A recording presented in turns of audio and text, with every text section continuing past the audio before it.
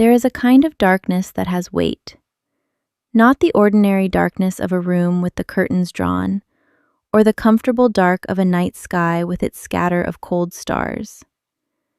The darkness in the shadow courts had mass and temperature and intention. It pressed against your skin the way deep water pressed against a diver, aware of you, measuring you, deciding how much of yourself to allow you to keep. Lyra had read about this in her mother's old books, the ones her uncle had tried to burn after the funeral, and which she had saved by hiding them under the loose board in her bedroom floor. She had read about the dark courts the way most humans read about them, as mythology, as cautionary legend, as the kind of story that kept children from wandering too far into the spaces between the world they knew and the one that ran alongside it like a mirror with a crack down the middle. She had not expected to stand inside one at 22 years old with a debt she had not personally signed and a body that was the only currency her uncle had left to offer. The Shadow Lord's court was built from something that was not quite stone and not quite darkness, and not quite either one resolving into the other, but all three things existing simultaneously in a way that made Lyra's eyes work harder than usual and find nothing they could hold on to as fixed. The ceiling was too high. The walls were too far. The floor was the only solid thing, and it was the cold, dark gray of the hour before dawn when the night has given up, but the day has not yet arrived to take its place. She had been standing in the center of this room for what felt like a very long time. She had been counting her own breaths, which was a habit she had developed at 12 when her parents' car had gone off the bridge, and she had spent 11 hours in a hospital waiting room being told nothing useful, and which she had refined over the following decade of managing the particular variety of loss that did not announce itself all at once, but arrived in installments, each one finding a new place she had not thought to protect. 37 breaths. She was on 37 when he walked in. The Shadow Lord. She had expected theatrics. She had expected the kind of entrance that power made when it wanted to remind you of itself. The deliberate delay, the sweeping dark, some variety of supernatural drama that announced itself before it arrived. What she got instead was a man who came through a door she had not noticed in the far wall and crossed the room toward her at a pace that suggested he had other things to do and was attending to this particular matter out of sequence. He was tall. That was the first thing she registered. Not his face, not the quality of darkness that moved with him like a second shadow, but simply his height, and the way it did not call attention to itself the way height sometimes did, was not deployed, was simply a fact of him the way the room's cold was a fact of the room. He stopped 6 feet away. He looked at her with eyes that were the color of the deep ocean at night, that particular shade that was not quite black and not quite the absence of color, but something more specific, more chosen. She looked back. She had decided, in the car on the way here with her uncle's document folded in her coat pocket and her hands steady in her lap, that she was not going to perform fear for anyone in this building. She had enough actual fear to manage without also performing it. His gaze moved over her face in the way that said he was reading something rather than simply looking. Then he said, "You are smaller than I expected." She felt the familiar flicker of something that was not quite offense and not quite amusement. "I am exactly the size I am," she said. His expression did not change, but something in the quality of the air between them shifted, fractionally, in a way she could not name. He did not offer her a seat. He walked to the long table at the far side of the room and stood behind it the way he stood, which was with the particular quality of stillness she had already noted, Not tense, not relaxed, simply present, as if the concept of restlessness had never occurred to him as an option. He set down the document he had been carrying, which she recognized as a duplicate of her uncle's agreement. He did not look at it. He already knew what it said. "The debt is valid," he said. She had not come to argue whether it was valid. She had come to understand its terms. "I know," she said. He looked at her. She said, "I would like to understand what I am agreeing to." He was quiet for a moment. Most humans did not ask this, she sensed. Most humans came here with their terror already fully operational and their capacity for precise inquiry already dissolved by it. She had terror, but she had learned to keep it in a specific room inside herself, with a door that only she could open, and she had not opened it yet. "The debt is 1 year," he said. "You will remain in this court. You will be given a position and a role. You will be treated according to your conduct." He paused on this last part, in the way people paused when they were being precise about something that mattered. She listened to the pause. "And after the year," she said, "the debt is settled. You return to your life." She absorbed this. She said, "What is the position?" He looked at something on the table that was not the document. "I require someone who can manage correspondence with the human courts," he said. "Administrative work. Legal language. Your uncle listed your qualifications in the agreement." He looked up. "I did not ask for you specifically." She heard the thing underneath this. He had not asked for a person.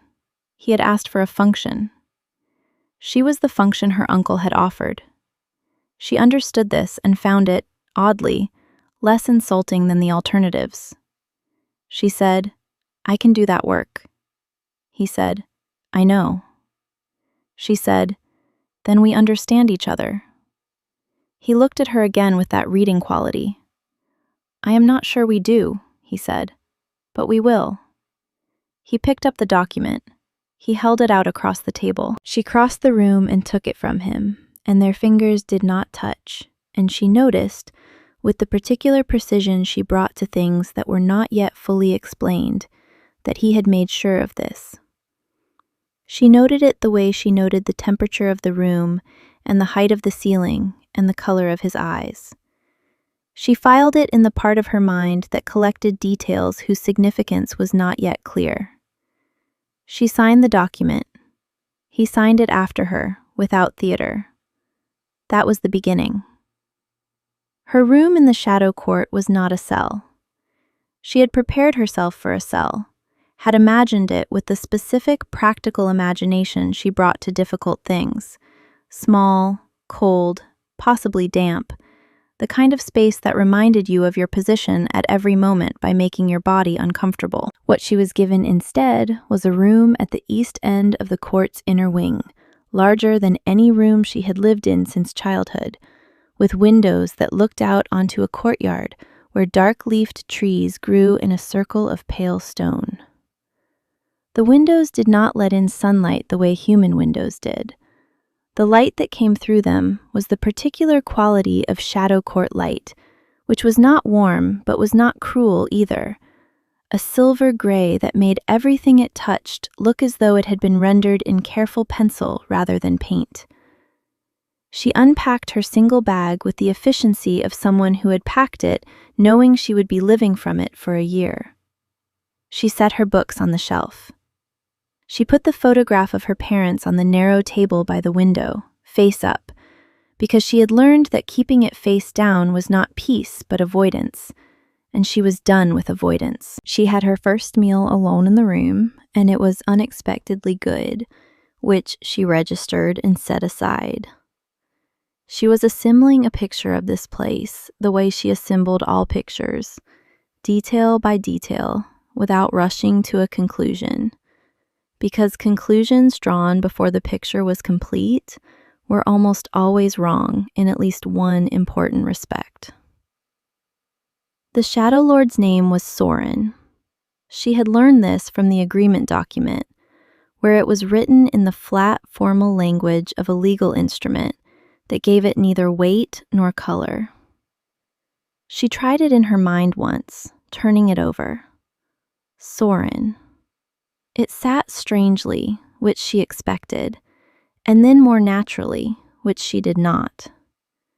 She put the thought away and went to sleep in the unfamiliar dark of the shadow court, which pressed against her the way all the other darks had pressed, with weight and temperature and intention. And she breathed into it until it understood she was not going anywhere. And then, eventually, she slept. The work was real.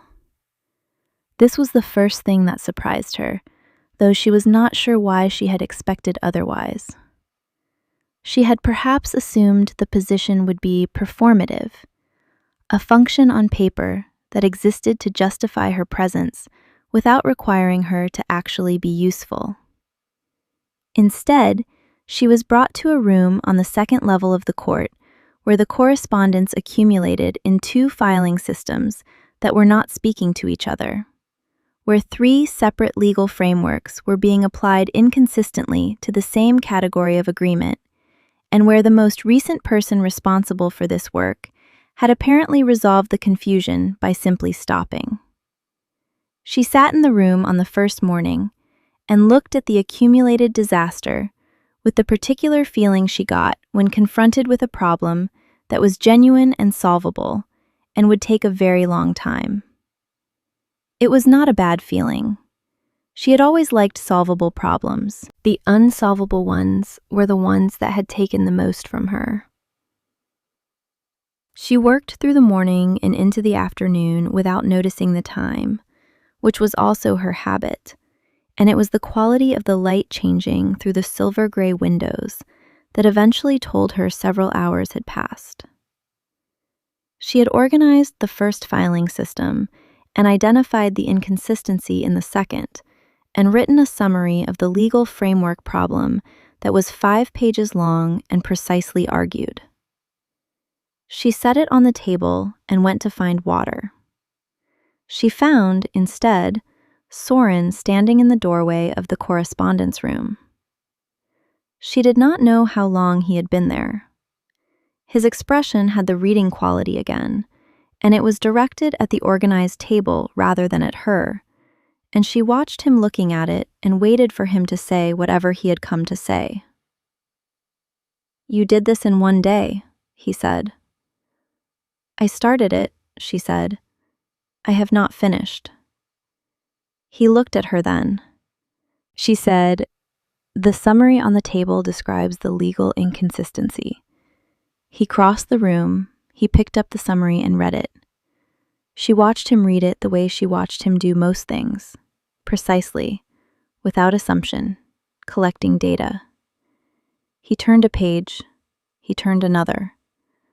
When he finished, he set it down with the careful control he brought to most physical actions, as though carelessness was something he had decided against, rather than never considered. "It will take 6 weeks to correct the framework problem," she said. "Perhaps 5 if the human court responses are timely." He said, "They rarely are." She said, "Then 6 weeks." He said nothing for a moment. He said, "This is good work." She said, "I know." He looked at her.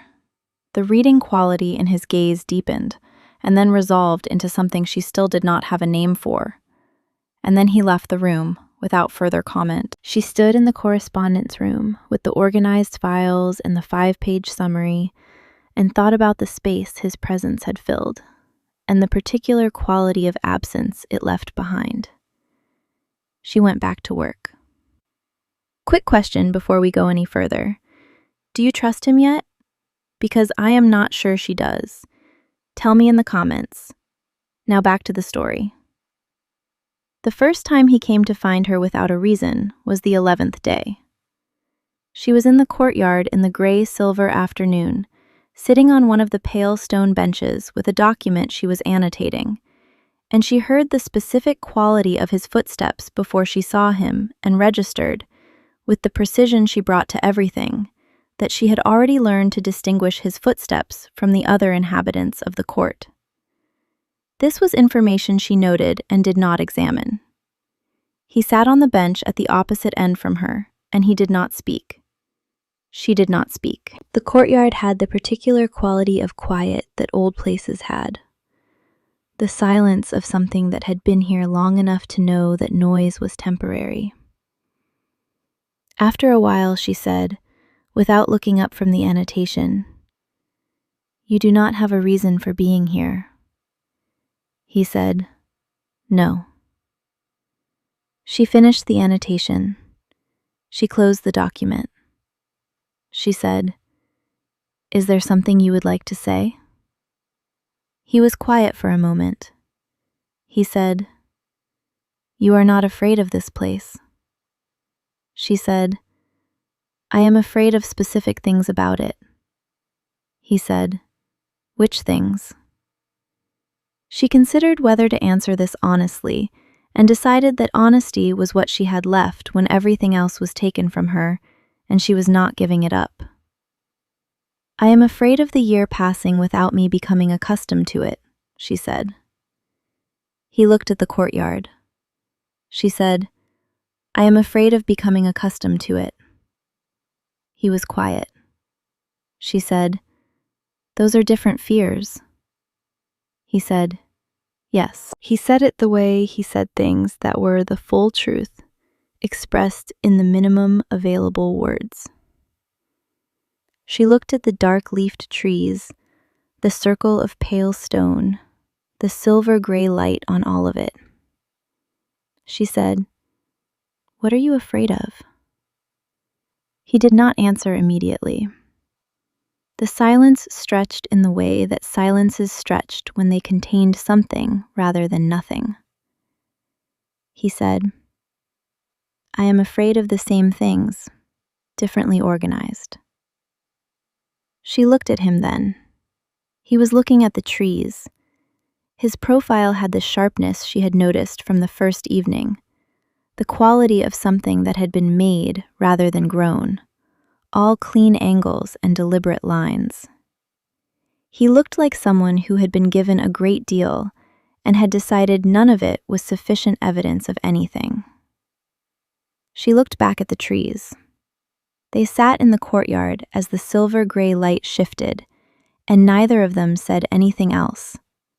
And it was the best conversation she had had in 11 days, and she did not examine why. The complication was her uncle. She should have expected this.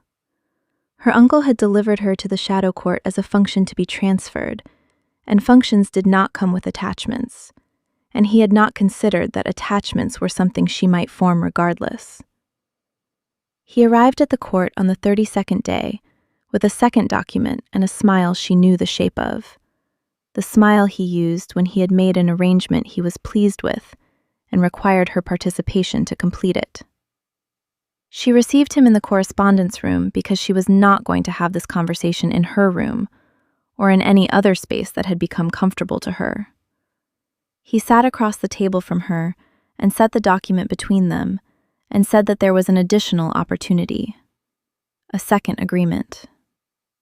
The human courts had a delegation coming through the shadow territories and needed a liaison who had demonstrated familiarity with the Shadow Lord's correspondence framework, which she had, and would she be willing to extend her stay by another 6 months in exchange for the delegation fee being paid to him? She looked at the document. She looked at her uncle. She looked at the document again. She said, "That is not how the original bargain works." He said that it could be amended. She said, "By whom?" He said, "By all parties who agreed." She said, "I am a party." He said, "Yes." She looked at him with the clear, flat attention she brought to things she was deciding about. She said, "I will need to speak to the Shadow Lord." Her uncle's smile did not change, but the quality behind it did. She had learned to read that particular shift when she was 8 years old, and she read it now with the same accuracy. He said, "Of course." He said it in the tone that meant he had already spoken to Soren, and the amendment was a formality, and she was the last piece to be placed. She pressed her hands flat on the table. She said, "I will speak to him directly." She stood. She left her uncle in the correspondence room and walked through the court to Soren's study and knocked. He said, "Come in." She entered. She said, "My uncle is here with an amended agreement.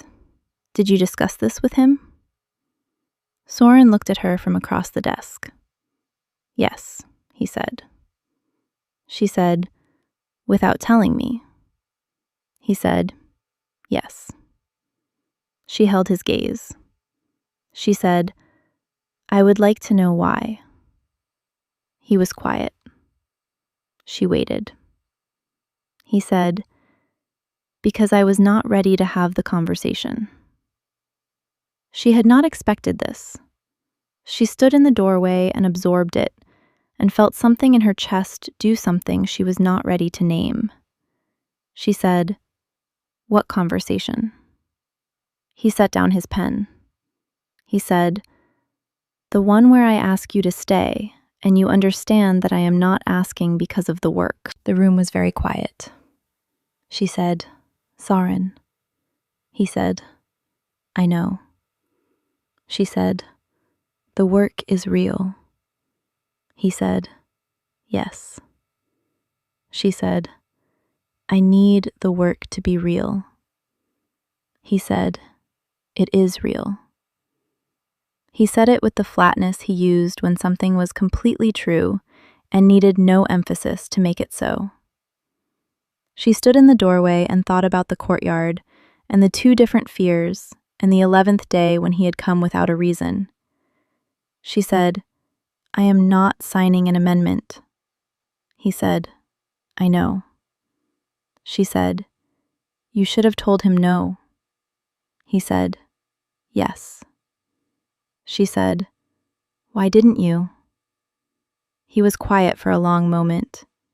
He said, "Because the amendment was the only version of the question I knew how to ask." She breathed out.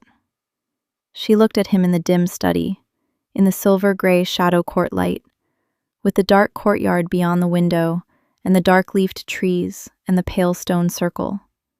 She said, "I will stay." She said it clearly and without performance, the way she said things that were simply true.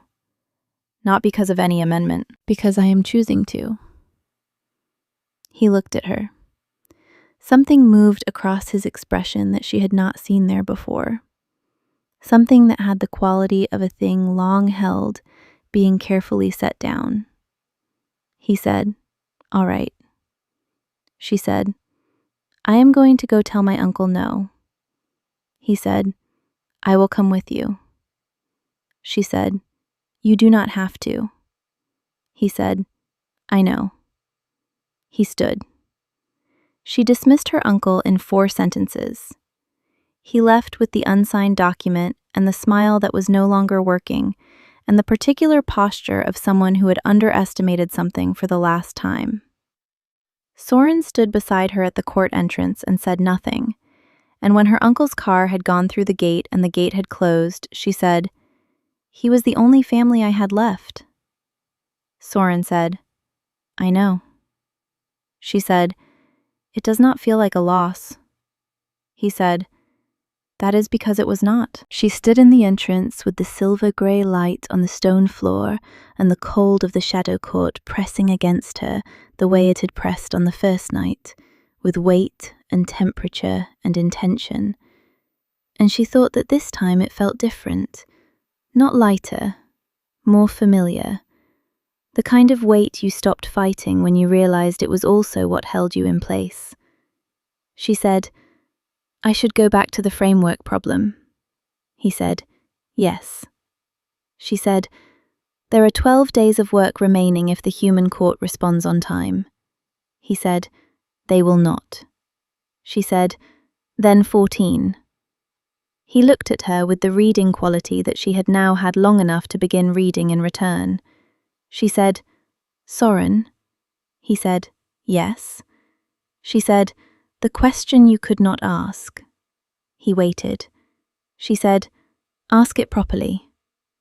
He was quiet for a long moment. He said, "Will you stay?" She said, "I already said yes." He said, "Not because of the work." She looked at him steadily. She said, "Not because of the work." He breathed out. It was the smallest sound she had heard from him, and the most real, and she filed it in the part of her that collected things whose significance was not yet fully clear, and which she already knew would remain significant for a very long time. Months later, in the spring that arrived in the shadow court as a softening of the silver gray into something that was almost gold, she sat in the courtyard on the pale stone bench with the dark-leafed trees now budded with small dark flowers, and Soren sat at the other end of the bench, and neither of them had a document. This had become common, the sitting together in the courtyard without a work reason. She had learned by now not to examine it. She had learned that some things had more room in them when you stopped trying to map their edges. He said, "You have been here almost a year." She said, "Yes." He said, "The agreement ends in 11 days. She said, "I know." He said, "You have finished the framework correction," she said 3 weeks ago. He said, "The human court delegation does not need a liaison." She said, "No." He said, "There is no formal reason for you to remain." She said, "No." He said, "And yet." She said, "And yet." They sat in the courtyard in the almost gold light, and the dark flowers turned in a small wind that moved through the court like a question, and she thought about the photograph of her parents on the table by her window, face up, because she had finally learned the difference between facing a thing and being consumed by it. She thought about the books under the loose board in her childhood floor, and the debt that had brought her here, and the document she had signed without flinching, and the first morning in the correspondence room, and the courtyard on the 11th day, and all the days between that one and this one, each of them adding to a total that had become too large and too specific to be anything other than what it was. She said, "I would like to stay." He said, "I would like you to." She said, "I know." He said, "How?" She said, "Because you came to the courtyard on the 11th day without a reason." He was quiet. She said, "And the 12th day? And the 43rd? He said, "You counted." She said, "I count things." He looked at her, the full reading attention, and she looked back, and the thing she had been watching move closer for months arrived at the surface of his expression and stayed there, visible and unmanaged and real. And she thought that of all the darks she had learned to sit in, this one had the most light inside it. She reached across the bench and set her hand near his, not quite touching, in the careful way of an offer rather than an assumption. His hand covered hers. His hand was warm. She had expected cold, had expected the shadow court's temperature in everything he touched, but his hand was warm, and she thought that this was the truest thing she had found in this entire building, that the cold was the performance, and the warmth was what it was protecting. "Thank you for being here tonight. I need to know, did the ending land for you? Was it what you were waiting for, or did you want something to go differently? Tell me everything in the comments." And the question I always have to ask, where in the world are you right now? I want every single country in these comments. Let us see how far this story traveled. If you want more courts and more cold lords and more women who sign documents without flinching and stay because they choose to, subscribe so you never miss what comes next. Until then, the courts are waiting. She stayed. The year turned and the formal agreement expired, and she stayed. And no one in the Shadow Court treated this as unusual, because within a court that had existed for centuries, the particular shape of what Lyra and Soren were becoming was legible to everyone who had been watching, which was everyone, because the Shadow Court was old and attentive, and had seen most configurations of human feeling that existed, and recognized this one as one of the specific kinds that mattered. She moved her books from the narrow shelf in her room to the larger shelf in the study they had begun sharing in the evenings, the books arranged in the order she preferred, which was not alphabetical and not by subject, but by the particular quality of reading she associated with each one, which he had looked at twice before deciding not to rearrange, and then never looked at as wrong again. She kept the photograph of her parents on the table by her window, face up, and sometimes Soren sat near it in the evenings, and she told him about them, the things she remembered and the things she had reconstructed from what other people told her. And he listened with the full quality of his attention that she had come to understand was one of the rarest things he gave. She asked him once, in the courtyard in the second spring, whether he had been afraid that she would leave when the agreement ended. He said yes. She said, "You could have said so." He said, "I did not know how." She said, "You eventually did." He said, "I had 11 months of practice."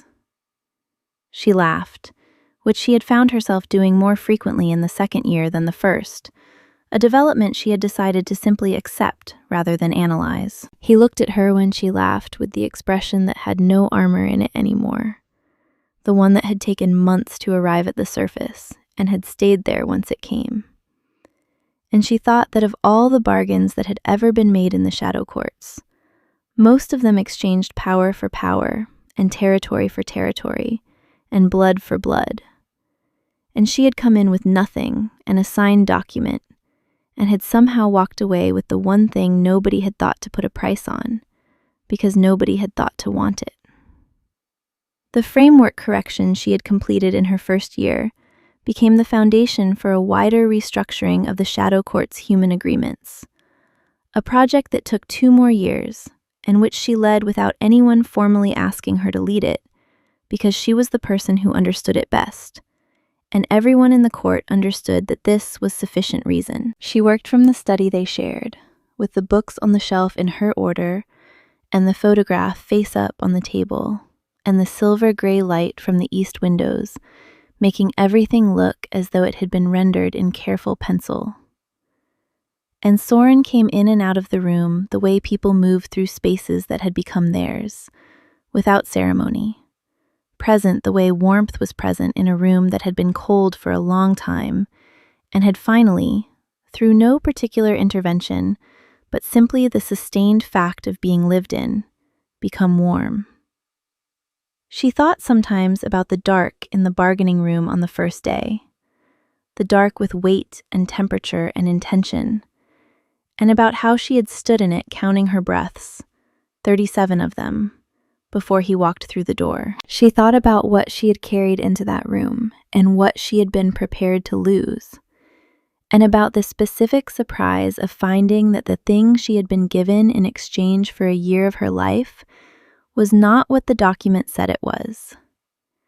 The document said it was administrative work, and a room, and her freedom returned at the end of 12 months.